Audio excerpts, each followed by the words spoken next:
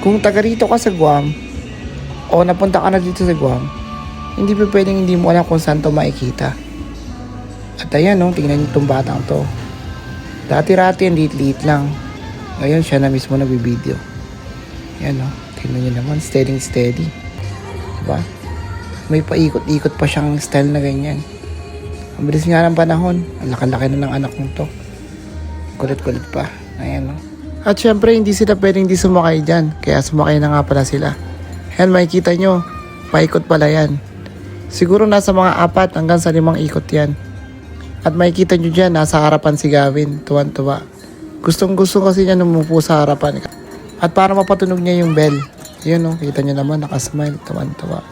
Iba kasi nabibigyan ng kaligayahan pagka sinakain nyo sila dyan.